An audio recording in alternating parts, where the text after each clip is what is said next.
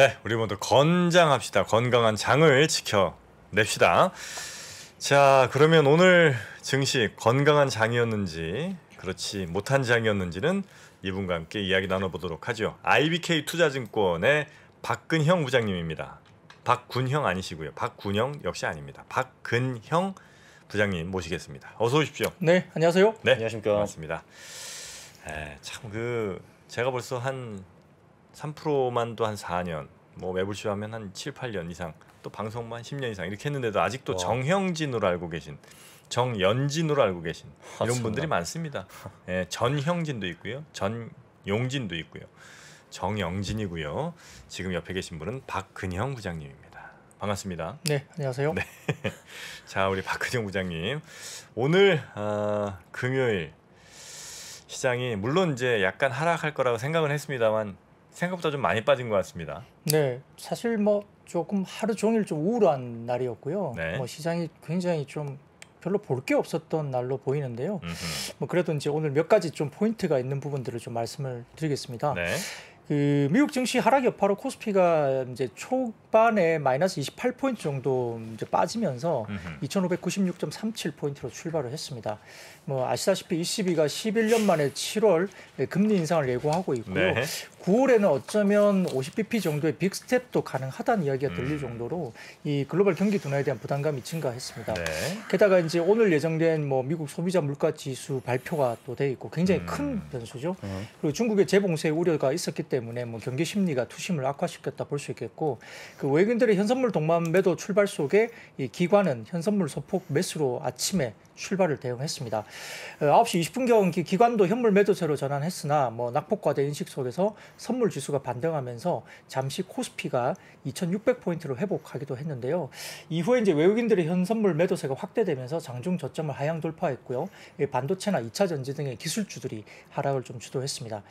시가총액 상위 기업들은 대부분 하락하는 가운데 뭐 글로벌 경기 둔화 우려에도 불구하고 방위 산업이라든지 신재생, 조선 등 경기 사이클과 상당히 좀 상대적으로 무관한 우크라이나발 글로벌 국방 지출 증가라든지 에너지 전환금과 같은 모멘텀이 있는 어떤 그런 부분들의 업종이 상대적으로 강세가 지속됐고요. 네. 전체적으로 지금 전일 이제 또 강남에서 자율주행 시범 서비스를 처음으로 실시했다는 소식에 뭐 스마트카나 자율주행차 같은 섹터도 강세를 보였고, 전일 이제 삼성전자 이슈 때문에 NXP가 급등을 사실 미국 시장에서 했습니다. 네. ASML을 들리고 난 길에 아마 NXP 쪽에 미팅이 있을 거다 이렇게 나오면서 다소 이제 M&A 기대감이 좀 시장에서 상존을 하고 있는 것 같은데, 이런 부분에 대한 뭐 이야기도 오늘 이제 관련된 종목들에 영향을 미친 것 같습니다. 네. 이 저점을 모색하던 시장이 한 10시 30분경에 중국의 5월 물가지수 발표가 나왔는데, 그 발표한 이후에 시장이 좀 반등세로 돌아섰는데요.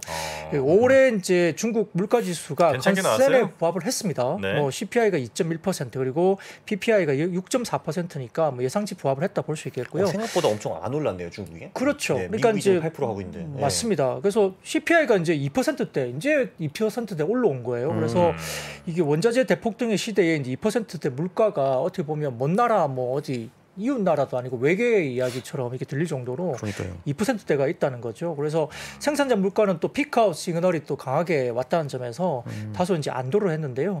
이 CPI가 낮게 나오는 이유는 결국은 이제 높은 식품과 주거비 이제 그 부분이 비중이 높다는 겁니다. 그 중에서 이제 중국의 CPI에서 돼지고기 주거비 비중이 상당히 높은데, 이 돼지고기 가격 하락 사이클로 좀 중국에서 접어들었고, 그다음에 이제 침체된 주택 경기가 좀 반영되고 있는 모습이죠. 거기다가 이제 뭐 중국의 경기 사이클도 좀 침체되어 있는 부분인데요. 역시 이제 생산과 소비의 정상화가 이제 막 시작하려는 단계이기 때문에 아마 당분간 또 핵심 물가에 대한 억제 정책을 정부가 펼 가능성이 상당히 높게 점쳐지고 있어서 이런 물가 관련된 부분들은 상당히 좀 억눌려 있을 가능성이 높습니다. 중국의 CPI는 그러면 이 정도 수준을 유지할 가능성이 높아요? 아니면 이거보다는 이제 앞으로는 좀 더 높아질 가능성이 높습니까? 뭐 아무래도 이제 조금 인플레 관련된 영향을 안 받을 수는 없을 것 같지만요. 이거보다는 조금 높아질 가능성이. 그럴 수는 있겠지만 정부의 어떤 아까 말씀드렸던 핵심 물가 억제 정책이 상당히 의지가 강해요. 그렇기 때문에 침체를 벗어나기 위한 어떤 노력이 있기 때문에 다소 좀 다른 나라들보다는 급하게 튀어오르기는 좀 힘들지 않을까 이렇게 생각을 하는 것 같습니다. 그래서 이제 중요한 거는 미국 쪽인데 거기는 뭐 8.3, 8.4 계속 나온다고 이상이 된다면서요, 그죠? 네, 그러니까 헤드라인 수치는 오늘 뭐 나오게 되면 8.3 그리고 이제 코어 CPI가 뭐 5.9 정도인가요? 지난달에 6.2 정도였는데 뭐 이렇게 이제 컨센은 갖고 있는데요. 이게 약간 뭐 좀 더 높게 나오면 좀 시장에서는 안 좋아하겠죠. 네. 그래서 8.7 나오고 그럼 난리 나겠네요, 저거는 또. 뭐 그렇죠. 뭔가 그렇게 나온다면 상당히 좀 시장이 어려워질 수 있는 분명히 좀 힘든 구간에 올 수 있는 구간에 있습니다. 그래서 네. 사실 좀 오늘이 되게 중요한 날이기도 하고요. 그래서 이제 뭐 경계 매물이 상당히 많이 나왔다 보시면 될 것 같습니다. 그래서 이런 부분들 때문에 뭐 매파적이었던 ECB 회의에도 불구하고 뭐 ECB 유럽 쪽도 이제 회원국들이 이제 경기가 부담이 되고 그다음에 이제 물가 전망 레벨업 때문에 달러화가 재차 강세 전환을 했습니다. 그러니까 유럽 쪽에서 금리가 올라가면 달러가 좀 약세로 전환할 거다 예상이 많았지만 오히려 또 강세 전환을 했어요. 그래서 원달러 환율도 지금 1260원대 후반대로 급등하면서 외국인 수급이 상당히 좀 악재로 작용했고요. 그래서 전체적으로 지금 좀 분위기가 좀 다시 안 좋아졌는데 중국 증시가 오후장에서 양전, 그러니까 양봉으로 전환했습니다. 그래서 상승폭을 조금씩 확대시켰는데요. 여기에 따라서 국내 시장도 다소 이제 낙폭을 축소하는 모습이 잠깐 보였습니다. 눈에 띄는 중국 시장의 부분은 이제 중국과 홍콩 시장 모두가 자동차와 부품 업종 상승 그리고 외국인 순매수가 중국 시장에 들어왔는데 특히 이제 비아디 같은 경우가 사상 신고가를 기록했고요. 그래서 중국 시장이 강세를 주도했던 하루였는데 로컬 자동차 브랜드로서는 처음으로 시가총액이 1조 위안, 약 한국 돈으로는 190조 원의 시가총액을 달성했습니다. 그래서 네. 사상 신고가를 돌파했고요. 결국은 이제 중국 전기차 산업에 상당히 좀 의미가 있다 이렇게 밝혀지면서 상당히 좀 오늘 중국장을 또 주도를 했죠. 그래서 중국 매출 비중이 높은 소재 기업 같은 경우 예를 들어서 뭐 국내에는 첨보 같은 종목이 있는데 이런 종목들은 이제 플러스권으로 이제 돌아서는 어떤 모습도 보이는 것이 또 2차 전지 관련된 네, 차별적인 모습도 좀 보였다 볼 수 있겠고요. 그래서 이제 중국 기관이 뭐 상하이 대표 자동차 관련해서 이제 뭐 업종 가운데 자동차나 부품이 대표 업종으로 볼 수 있는데 이렇게 해서 뭐 기관이나 외국인들이 매수가 들어온 것은 결국은 지난주 이야기했던 이번 주 발표했던 상하이 쪽에 뭐 봉쇄라든지 그다음에 코로나 재확산과 관련된 충격을 일단 시장은 그 좀 어느 정도 극복한 것이 아니냐 이렇게 시장은 평가를 한 것 같습니다. 네. 그래서 본토의 외국인들은 최근 15거래일 중에 12일 정도 거래일을 순매수를 외국인들이 했다 그러고요. 그래서 투자 심리가 완전히 중국 시장에서 돌아서면서 최근에 재봉쇄 관련된 우려를 다소 좀 완화시키는 모습을 보였고요. 여기에 따라 국내 시장도 조금 안정세를 그러니까 빠진 게 조금 이제 회복하는 정도의 네. 모습을 보였는데요. 다만 이제 종가 기준으로 코스피는 2,600포인트 회복은 실패를 했고요.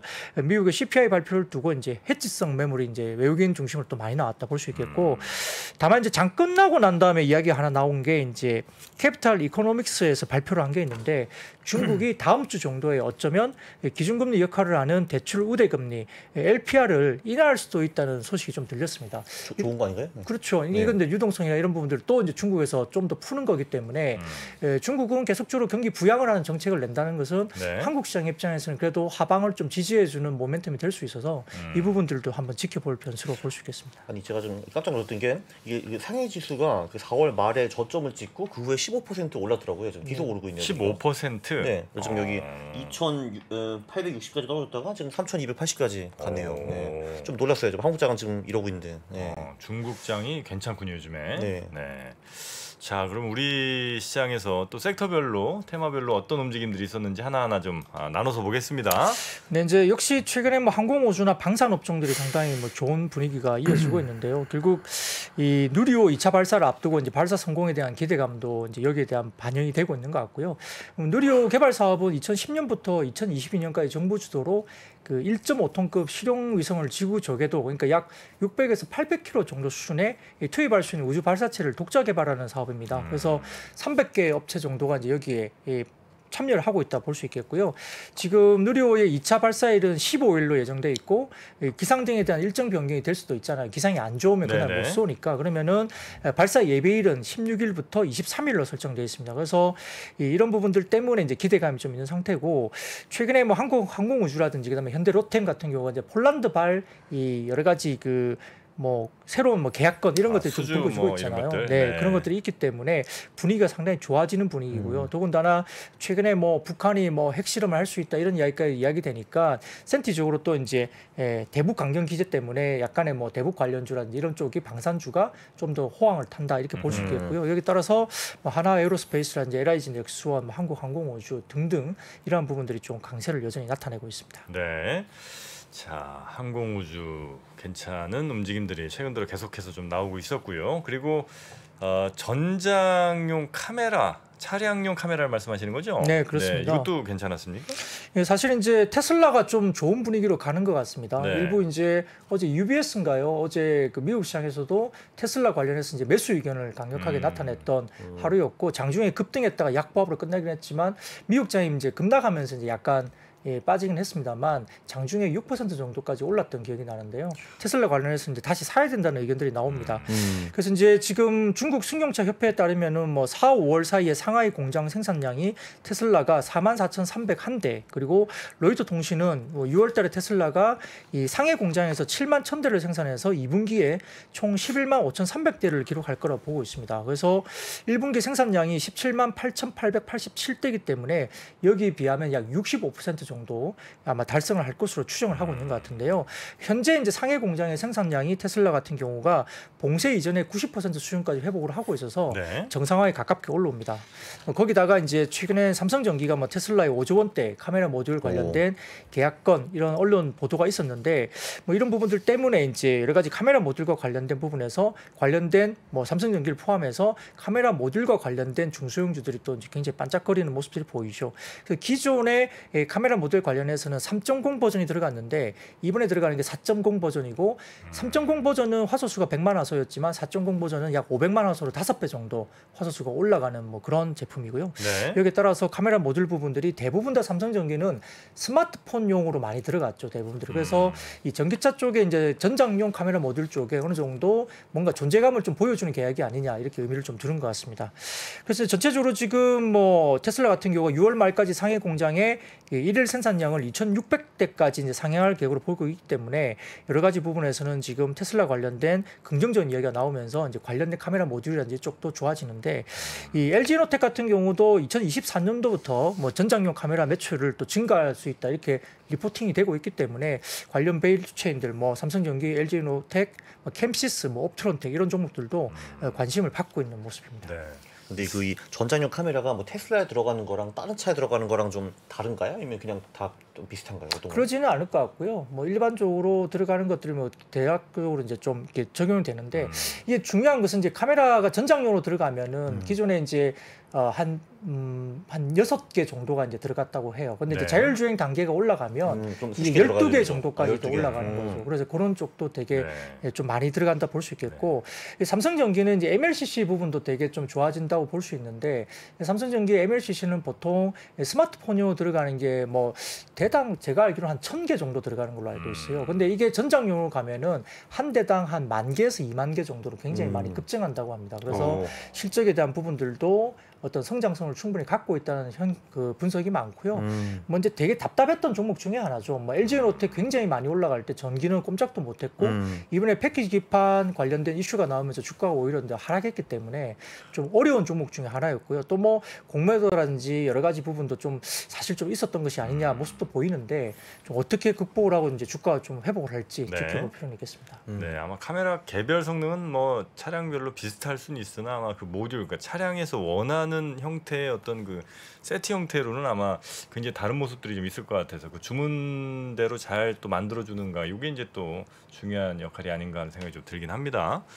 자, 그리고 자율주행 관련해서도 이슈가 좀 있었죠.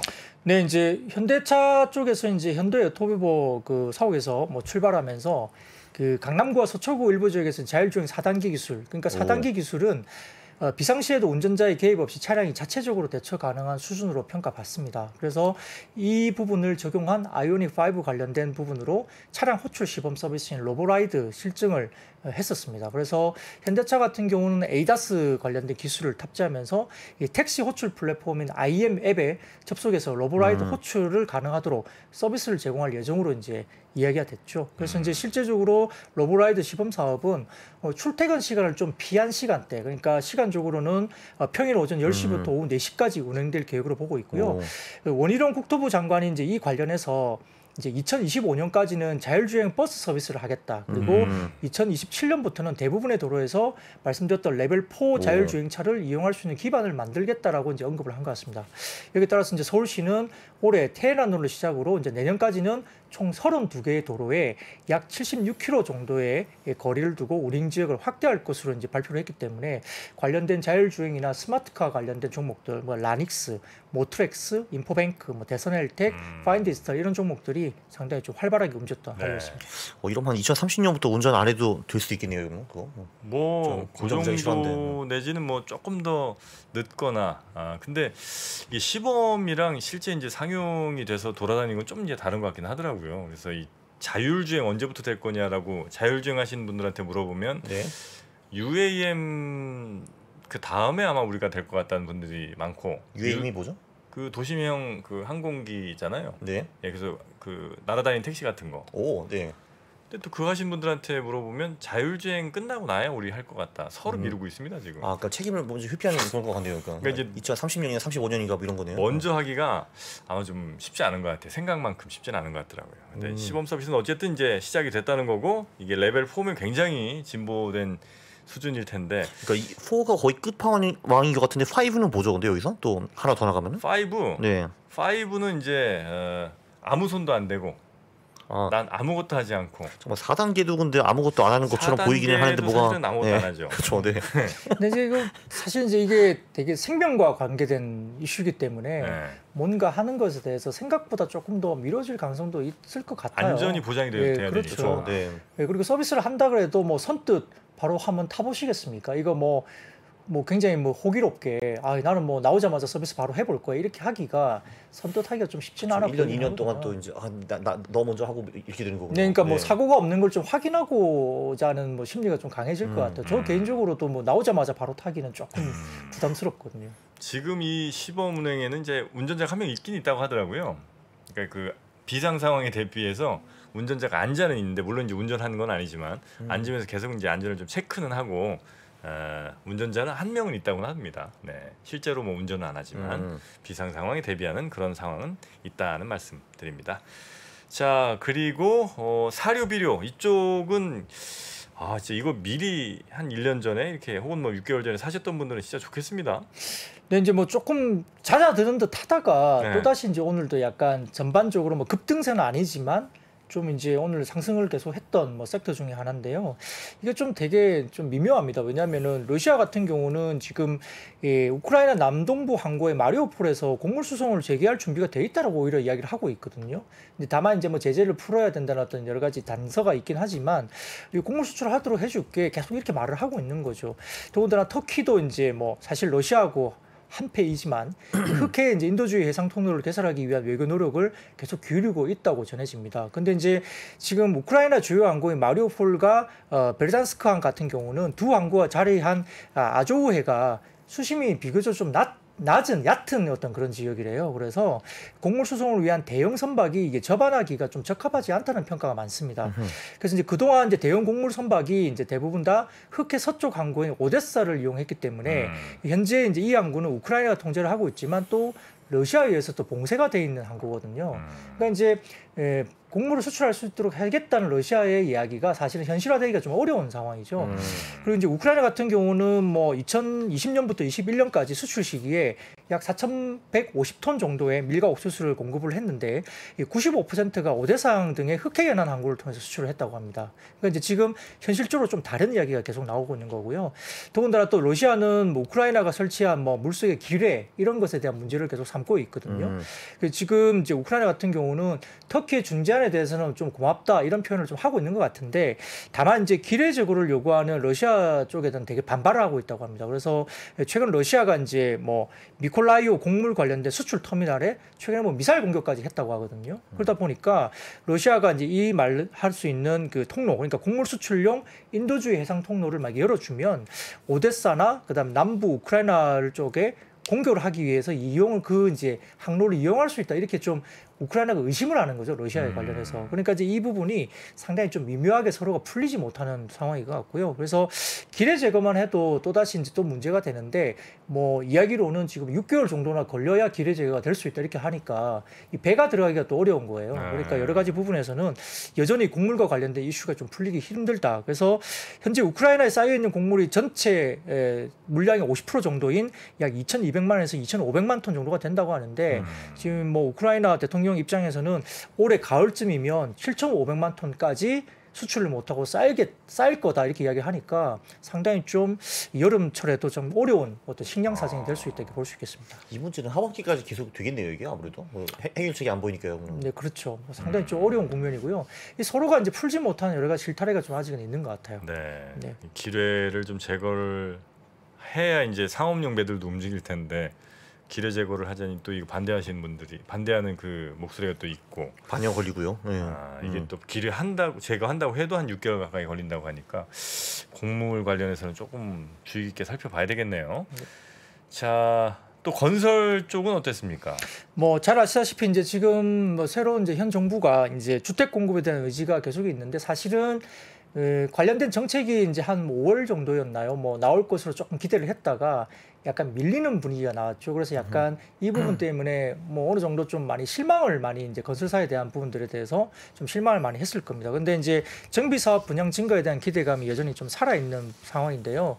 지금 뭐 키움증권 리포트 내용을 좀 살펴보자면 사실 이게 최근에 뭐 둔촌주공 사태도 있고 하기 때문에 아마 정부가 6월 중으로 아마 분양가 상한제라든지 허그 고분양가 심사제 등의 일부 이제 개편안 발표를 할 예상이 된다. 이렇게 이제 키움증권에서 리포트가 나왔고 주택 공급에 대한 속도에 대한 의지가 상당히 강하다는 것은 명확하다고 입장을 말을 하는 것 같습니다. 그래서 수도권 중심으로 뭐 정비 사업이 증가할 것이다 이런 이야기가 계속 기대가 있는데 결국은 재건축이나 재개발이 들어가면 사실은 건설사 중에 그쪽 단지 입장에서는 이제 메이저 건설사가 들어오기를 아마 원할 거예요. 아마 뭐 어떤 브랜드가 들어가면 이제 탑티어 브랜드가 들어오기를 상당히 원할 거거든요. 그래서 그런 부분들 때문에 아마 대형 건설주 위주의 아마 그 계약건이 상당히 이제 유리하게 진행될 가능성이 높다는 거고요. 그래서 메이저 브랜드 수요가 견조하면서 이 문양 리스크가 비교적 낮게 되고 그다음에 높은 공석이 협상력이 있기 때문에 아마 수익성 방어에 비교적 대형 건설사가 좀 유리하다 이렇게 분석을 하는 것 같습니다. 그래서 이 정비 사업 중심의 주택 공급 국면에서는 아마 높은 수주 경쟁력이 부각될 가능성이 높다고 분석이 되고 있는데 전체적으로 보면은 뭐 저도 개인적으로 이제 저희 이제 지역에 이 재건축 재개발 이슈가 또 있어가지고 또 이제 메이저 시공사들도 좀 만나보기도 하고 네. 또 이제 뭐 주식을 하니까 이제 물어보기도 하면 이 인서울 그러니까 서울 시내의 이 재건축 재개발 관련된 이 예정 단지가 한 100에서 130건 정도가 된다고 하거든요. 그러니까 이게 메이저 건설사들이 지금 서울 시내만 하기에도 바쁘다는 거예요. 인력이나 뭐 자금 그렇죠. 문제를 하더라도 그래서 오히려 이제 지금 시공사들 입장을 물어보면 지방에 대한 뭐라 그럴까 뭐 관심, 지방에 대한 어떤 사업에 대해서 관심도가 상당히 떨어져 있대요. 이제 서울만 하기도 너무 바쁘다는 인식을 갖고 있더라고요. 그래서 조금 대형 건설사들이 상당히 새로운 어떤 법 제안들이 좀 이제 규제가 완화가 되면 네. 좀 인서울에서 많은 어떤 물량들을 가져올 수 있다는 기대감을 갖고 있는 거는 좀 실제 현장에서 많이 들려오는 목소리로 보고 있겠고요. 그래서 네. 뭐 GS건설이나 뭐 대우건설, 현대건설, 뭐 DLENC 이런 종목들이 아무래도 메이저 브랜드로서는 상당히 좀 유리하지 않을까 생각이 듭니다. 네. 건설하니까 옛날에 제가 그 여기 정프님한테 팁을 받아가지고 기룡 건설을 산 적이 있거든요. 네. 야 그거 제가 4월 중후반에 손절했는데 그거에 쫙쫙 빠졌네요. 손절했어요? 아 그때 한 4만 좀 손절했는데 지금 3만 원이네요. 아 그래? 네. 아 역시 정프로의 마법, 정프로의 매직은 정말 역시 빠져나왔습니다. 네, 잘 근데 통하고 있습니다. 사실 뭐 서울 쪽도 마찬가지지만 뭐 경기도만 보면은 용인 지역도 이제 재건축이 들어갑니다. 실질적으로 지금 용인 지역에 그 재건축 관련된 부분들이 이제 PC 조립식 아파트라고 있어요. PC 조립식 아파트. 조립식 아파트? 예, 이게 그 뭐 좀 쉽게 말하면은 공장에서 벽체를 찍어서 와가지고 그러니까 현장에서 그냥 이렇게 조립식처럼 이렇게 블록 그런 게 세우듯이 있어요? 이렇게 세운 거예요. 레고예요, 레고? 네. 뭐 그런 뭐 쉽게 네. 말하면 그런 식이죠. 그래서 뭐 철근 콘크리트가 아니고 벽체를 공장에서 찍어 와서 현장에서 이제 이 블럭처럼 쌓아 올리는 그 공법이 이제 쉽게 말하면 PC 공법인데 이게 PC 공법이 굉장히 예전에 이제 뭐 경기도나 뭐 수도권으로 이제 인구가 갑자기 이제 많이 이동을 했을 당시에 네. 아파트를 빨리 늘려야 되잖아요. 그러니까 이제 그런 걸 위해서 빨리 짓는 공법으로 PC 공법이 들어간 거예요. 그게 이제 90년대 정도도 많이 들어갔죠. 그래서 그때 이미 만들었다고요, 그렇게? 예, 90년도에 예, 그 공법을 썼습니다. 근데 그 공법이 들어갔는데 이제 엄청나게 이제 진행되다가 네. 안전성의 문제가 당연히 있겠죠. 그렇겠죠. PC 공법이 이제 아무래도 좀 이렇게 뭐 콩쿠리보다는 아무래도 좀 이제 그 약할 수도 있으니까. 콩쿠리보다는. 예, 예. 그래서 그런 것들 때문에 이제 최근에 이제 많이 만들어지지 않고 그 뒤에 이제 정부가 안전 때문에 약간 이제 이건 짓지 마 이렇게 해서 이제 지금은 뭐 거의 하지 않는 뭐 아파트의 공법이라고 하는데 그런 것들이 90년대 초중반에 지어졌던 아파트들이 이제 용인시에 있어요. 그래서 그런 단지들이 지금 이제 재건축. 안전 진단을 통과를 하고 있고요. 그래서 아마 올해 말 정도 되면 아마 적정성 검토까지 다 통과가 돼서 용인시에 아마 메이저 한 5개 단지 정도는 아마 재건축이 최종 통과될 가능성이 높습니다. PC공법. 안전성 통과했다는 건 이제 안전하지 않다고 이제 결판이 났다는 그렇죠. 거죠. 최종 적정성 검토까지 돌파되면 이제 네. 재건축으로 가는 재건축해도 거죠. 된다. 예, 예. 그래서 용인 지역도 이제 지금 재건축 단지가 이제 새롭게 나올 수 있는 현실적으로 갈 수 있는 거의 단계에 왔다 이렇게 보시면 되겠습니다. 네.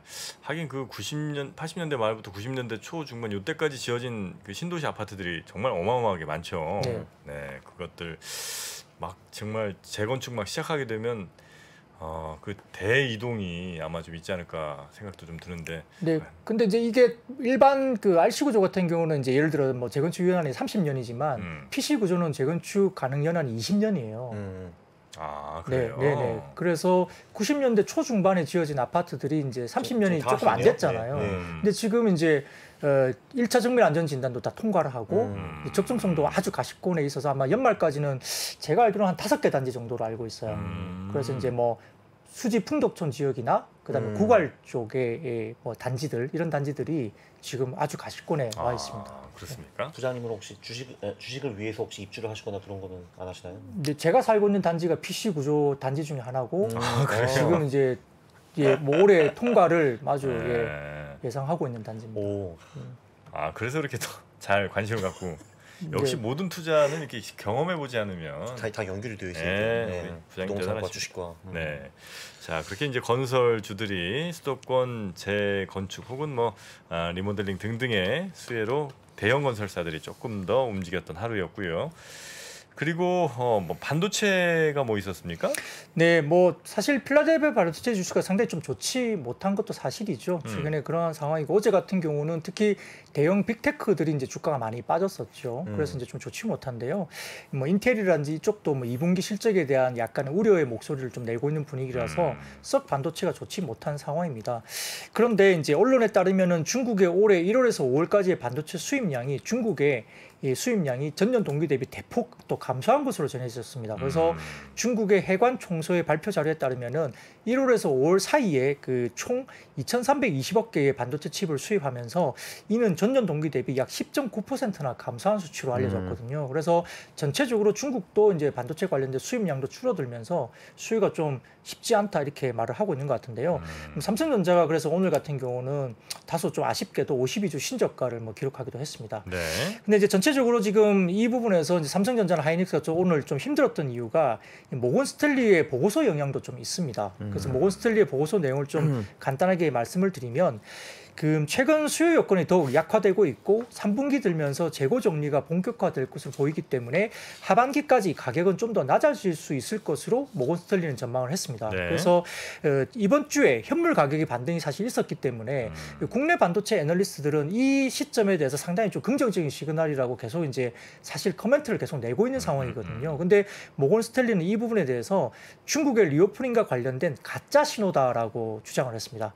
그렇게 해서 이제 낸드 같은 경우는 2분기 공급 차질에 따른 수혜가 누그러졌고 5월 이후에는 업계에서 다소 이제 다시 과잉 상태로 돌아올 가능성이 있다라고 모건 스탠리는 주장을 했고요.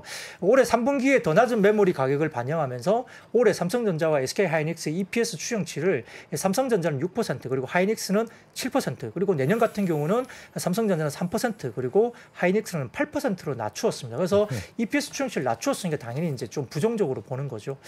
다만 이제 장기 전망으로 본다면 최근에 이 주가 부분은 디레이팅 그러니까 뭐 주가 빠진 것에 대한 이 디레이팅 프로세스는 상당 부분 진행됐다. 그래서 가격적인 부분들은 어느 정도 빠질 정도의 뭐 어떤 부분들은 와 있는데 다만 이제 실질적으로 회복의 토대를 마련하기 위한 실적 안정화나 그다음에 주가가 오르기 위한 촉매는 조금 더 시간이 소요될 것 같다. 이렇게 리포트를 썼습니다. 네. 그러니까 이제 조금 부정적인 뉘앙스가 있는 거죠. 그래서 이런 부분들도 오늘 반도체 관련된 부분들이 영향을 받은 걸로 보입니다.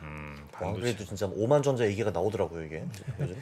설마 거기까지는 안 가겠죠? 설마야 늘 우리 사람을 잡긴 합니다만 설마 그래도 5만 원대까지는 열어놔요? 글쎄요, 뭐 오늘 CPI 때문에 네. 정말 뭐 시장에 충격을 한번 받는다면은 글쎄요, 뭐 누구도 장담할 수 없는 부분일 수도 있으나 그래요? 뭐 오늘 정말 CPI가 좀 편안하게 잘 나왔으면 좋겠다는 생각인데요. 뭐 항상 이 부분들이 이제 시장의 충격은 항상 예상치 못했던 부분들이 또 나올 수 있기 때문에 좀 보수적으로 뭐 오늘 CPI를 좀 지켜볼 필요는 있겠습니다. 네, 삼성전자가 5만 원대까지 내려가면 아마 거의 그 PER 같은 것도 금융권에 가까워지는 게 아닌가 많은 얘기도 좀 있는 것 같습니다.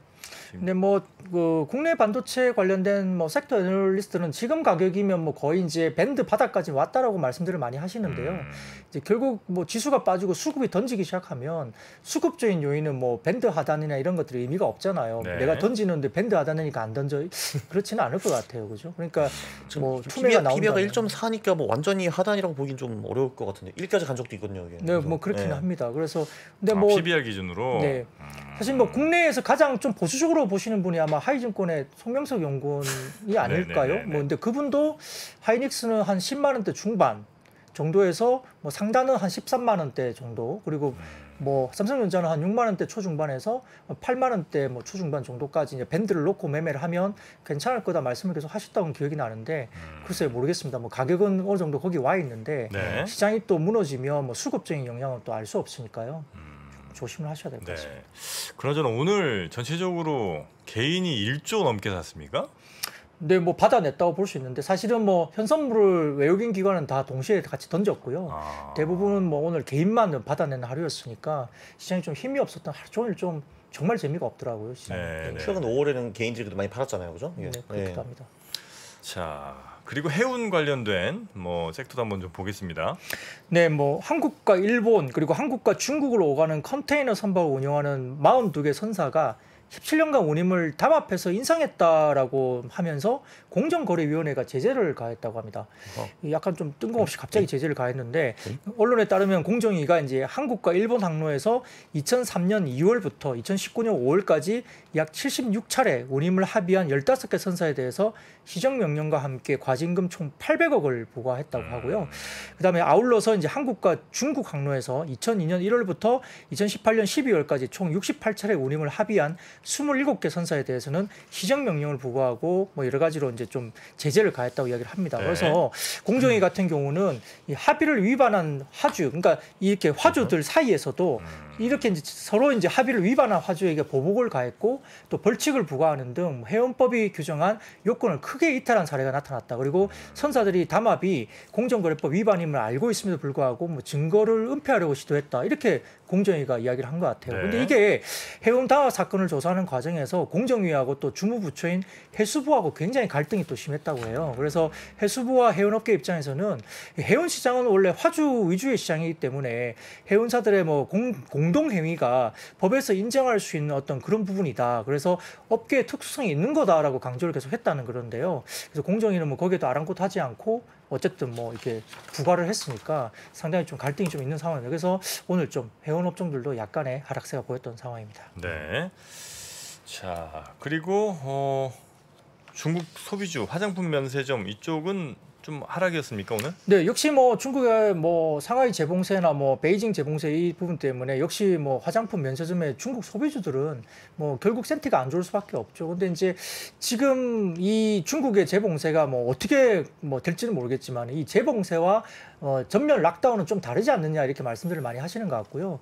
또 이렇게 극단적으로 이제 뭐 락다운을 가기에는 좀 어렵다라는 우려 이런 게 많고 또 중국 시장에서도 지금 외국인들이 또 시장을 사면서 여러 가지 아까 제가 초도에 말씀드린 것처럼 중국의 락다운과 관련된 우려보다는 오히려 매수로 들어가면서 시장을 받쳐주면서 오늘 아까 말씀드렸던 뭐 비아디 같은 전기차라든지 부품업체들이 급등세를 나타냈거든요. 그러니까 시장에 대한 뭐 재봉세 우려는 조금 현재로서는 물론 이제 뭐 갑자기 뭐 대규모로 발발하면은 또 다를 수 있겠지만은 현재로서는 좀 과하다 우려가 이렇게 보고 있는 것 같은데요. 아무튼 좀 센티가 돌아올 수 있는 부분들 좀 필요할 것 같습니다. 네.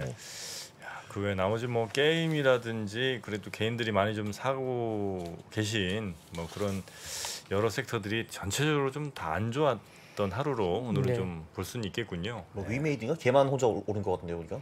네. 뭐 새로운 어떤 모멘텀을 뉴스를 내고 있는데 사실 뭐 게임주도 되게 좀 어렵죠. 뭐 새로운 어떤 뭐 그 여러 가지 이제 테라나 이런 사태들이 있으면서 네. 그 뒤에 그와 연관된 그 게임들 속성들이 있잖아요. 그러니까 되게 좀 아직까지는 뭐 그것들을 분석하기가 좀 어려운 상황인데요. 네. 게임도 또 해봐야죠. 해봐야 되고 또 분석을 하고 하려면은 네. 경험을 안 해보면 잘 뭐 이해가 안 되더라고요. 네. 은행도 뭐 오늘 각 금융지주들 다 1% 내외 혹은 뭐 많이 빠진 거는 KB금융도 한 3% 가까이 빠졌고 카카오뱅크도 한 4.6%가 빠졌으니까 금융도 오늘 썩 좋지는 않았던 그런 하루였던 것 같습니다. 자, 하여튼 금요일 오늘 조금 미국장에 비해서 힘을 좀 내줬으면 하는 응원의 마음으로 시작을 했는데 결국 뭐 한 1% 내외로 우리 시장은 반응을 했고요. 오늘 저녁에 있을 미국 시장 그거 한번 잘 좀 봐야 되겠군요. 네, 그렇습니다. 뭐 아주 중요한 변수고 오늘의 지표 수준에 따라서 다음 주 FOMC의 여러 가지 뭐 점도표라든지 일단 그런 부분들이 상당히 중요한 미국 CPI. 그렇죠. 이게 이제 제일 중요한. 그렇죠. 그러면 14, 15일 날 열리는 그 FOMC에서 사실 보셔야 될 거는 점도표인 것 같아요. 네. 향후에 이제 특히 9월 달 점도표가 예. 50bp 이상으로 올라가느냐 아니면은 25bp 정도로 이제 마무리가 되느냐의 문제인데 그게 왜 중요하냐면 9월에 50bp 이상을 올리게 되면 연말에 도달하는 그 미국의 금리가 3%대까지 올라가요. 그러면 3% 정도 기준에서 연착륙을 가는 거냐 아니면 경착륙을 갈 수 있냐에 대한 기준점으로 갖고 있는 게 3%대 수준이라고 합니다. 그래서 9월에 25bp 정도로 수준으로 끝나면 연말 기준 금리가 이제 2.75로 마무리가 되거든요. 그러면 다소 좀 안도를 할 수 있다라고 시장은 판단하는 것 같고 50bp 이상 올라가면 3%대 이상으로 올라가니까 약간 뭐 침체에 대한 우려가 좀 더 우려가 많아진다는 점에서는 시장이 조금 불안해할 수 있겠죠. 네. 6월, 7월은 일단 기정사실이고 그다음에 9월이 문제네요, 그죠? 그러면은 그렇죠. 그러니까 8월이 이제 뭐 잭슨홀 미팅이 있는 걸로 알고 있는데요. 그러니까 6월, 7월 정도까지 어떤 인플레가 좀 꺾이는 명확한 좀 지표가 나오면서 8월에 잭슨홀에서 뭔가 변곡점이 되기를 뭐 그게 가장 베스트한 케이스예요. 근데 그렇게 되면 뭐 인플레 지표가 잡힌다는 모양이 보이면 우리가 소위 말하는 이제 그 잭슨홀 피벗이라 하거든요. 잭슨홀에서 이렇게 뭐라 그럴까 앞으로의 금리 인상 경로를 완전히 확 바꿔버리는 그런 어떤 이벤트가 생긴다면 하반기 장이 한번 있을 수 있다고 보는 사람도 좀 있는데 좀 인플레이션이 5% 이상 이하로 떨어진다든지 뭐 이런 거예요. 그렇죠. 네. 그래서 파월 정도 계속적으로 이제 명확한 단서가 나와야 된다고 계속 강조를 하고 있잖아요. 그래서 뭐 슬라이스하게 빠지면 크게 뭐 임팩트가 없어서 그래도 이제 오늘 기준점에 컨센서스를 좀 비딩을 하면 조금 안도는 하겠죠. 근데 뭐 장이 또 뭐 강하게 올라간다는 이런 부분들도 최근에 뭐 한국 증시를 보면은 예탁금도 좀 주춤하고 그다음에 거래대금에 이런 것들이 너무 죽어 있기 때문에 이 시장의 에너지는 좀 죽어 있는 상태여서 조금 상방으로 가는 힘도 좀 제한적인 부분도 분명히 있습니다. 네, 알겠습니다. 오늘 우리 박근영 부장님과는 이 정도로 마무리하고요. 잠시 후에 그로스힐 자산 운용에 김태웅 대표님 모시고 실전 투자 전략 지금 한번 어떤 전략으로 좀 수정을 해야 될지 그런 이야기 한번 좀 들어보도록 하겠습니다. 이번 주도 고생 많이 해주셨고요. 특히 이제 아침 저녁으로 정말 고생 많으셨던 한 주였던 것 같습니다. 이번 주 8번 나오신 건가요, 그러면? 그러실 겁니다 아마. 아침 매일 나오셨고. 네, 고생 많으셨고 다음 주 월요일에 뵙겠습니다. 네, 월요일에 뵙겠습니다. 네, 대단히 고맙습니다. 고맙습니다. 감사합니다. 미국, 중국, 러시아 이런 나라들의 움직임에 대해서 관심이 어느 정도 생겼는데 거기에서 우리는 과연 뭘까? 우리는 체스판의 말이 아니다라는 생각을 좀 해보면 좋겠어요. 어떻게 생각하세요? 우리 편 누굴까를 좀 더 고민할 수 있지 않을까 싶어요. 뒤집어 질문을 해보면 그러면 아시아에는 우리 친구가 있을까요?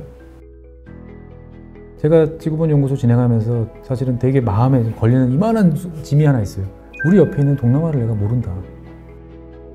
우리가 처해 있는 아시아라는 지역을 자꾸 방관하고 유럽이나 미국의 어떤 시각에 맞춰가지고 그런 이제 개별적인 지식 이런 것들이 묶여가지고 큰 흐름들을 만들어내는 이야기, 그런 경험.